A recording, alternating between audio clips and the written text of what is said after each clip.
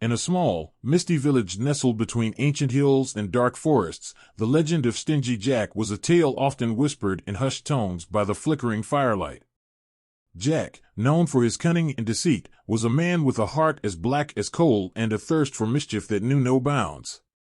The villagers spoke of him with fear and loathing, for his deeds were those of nightmares and dark folklore. Jack had earned his nickname Stingy Jack due to his notorious greed and unwillingness to part with even a single coin. But his reputation was not built on miserliness alone. Behind his sly smile and quick wit lay a mind twisted by malice and a penchant for murder. One chilly autumn evening, under a blood-red moon, Jack found himself alone in the local tavern. He had outwitted everyone he knew, and his latest schemes had left him richer and more hated than ever. As he sipped his ale, a dark figure appeared in the doorway, casting a long shadow over the room. The figure was the devil himself, drawn by Jack's wickedness and intrigued by his reputation. Jack, sensing the dark presence, looked up and met the devil's gaze without flinching. A sinister smile crept across his face as he realized who had come to visit. "Well, well," Jack said, raising his mug. "To what do I owe the pleasure?" The devil, equally amused by Jack's boldness, sat down opposite him. "I've come to collect what you owe, Jack. Your soul is long overdue." But Jack, ever the trickster, had a plan. He knew the devil was bound by certain rules and limitations. "Before you take me," he said, leaning in conspiratorially, "how about one last drink? My treat." The devil, curious to see what Jack was up to, agreed. They drank and talked, with Jack spinning tales of his exploits and the devil listening with a mix of amusement and contempt. When it came time to pay, Jack revealed he had no money. "But you can turn into a coin," Jack suggested slyly. "Then I can use you to pay the bartender, and once we're out of here, you can change back." The devil, intrigued by Jack's audacity, agreed and transformed into a silver coin. Jack, quick as a flash, snatched the coin and placed it in his pocket, right next to a small crucifix he always carried. The devil, trapped by the holy symbol, was furious but powerless to escape. "Let me out, Jack," the devil roared from within the coin. "Release me, and I shall grant you 10 more years of life." Jack, ever the opportunist, agreed. He removed the coin and freed the devil, who vanished with a promise to return in a decade. Over the next 10 years, Jack's malevolent nature only grew.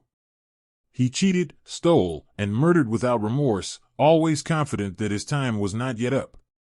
The villagers feared him more than ever, whispering tales of his unholy pact and the darkness that seemed to follow him.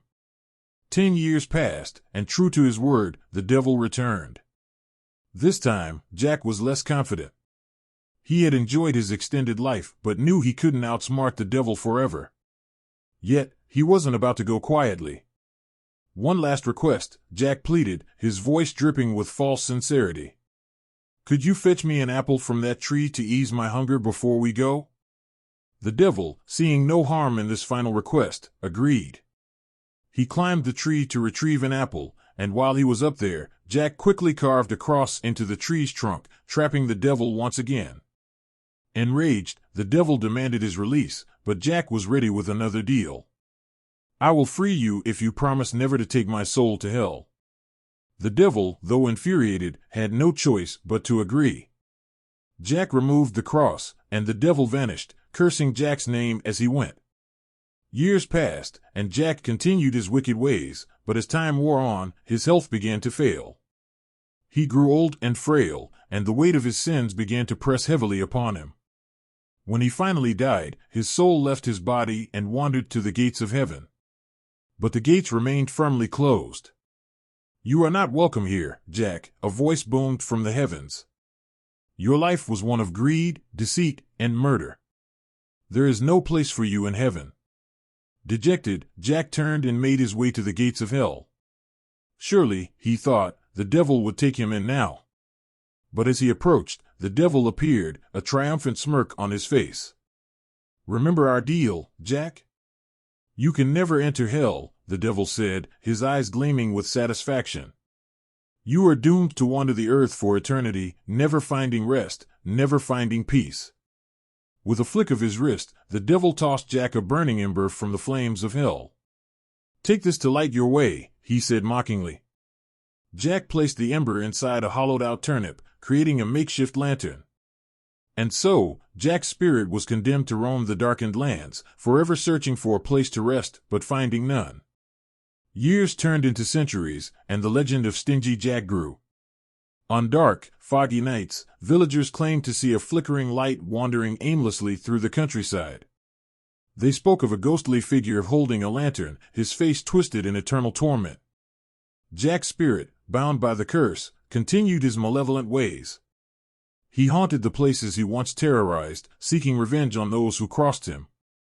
Villagers began to carve their own lanterns out of turnips and pumpkins, placing them outside their homes to ward off Jack's vengeful spirit.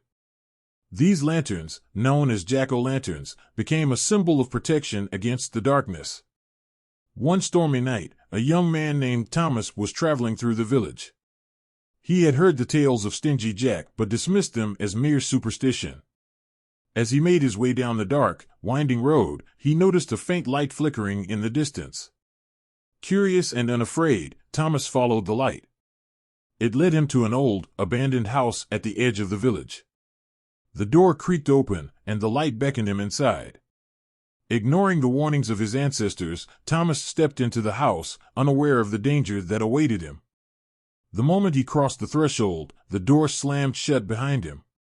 The flickering light revealed a figure standing in the shadows, Jack, with his lantern, his eyes burning with an unholy fire. "Welcome, Thomas," Jack's voice echoed through the empty house. "I've been waiting for you." Thomas tried to flee, but the house seemed to come alive, its walls closing in around him. Jack's laughter filled the air as he moved closer, his lantern casting eerie shadows that danced like specters.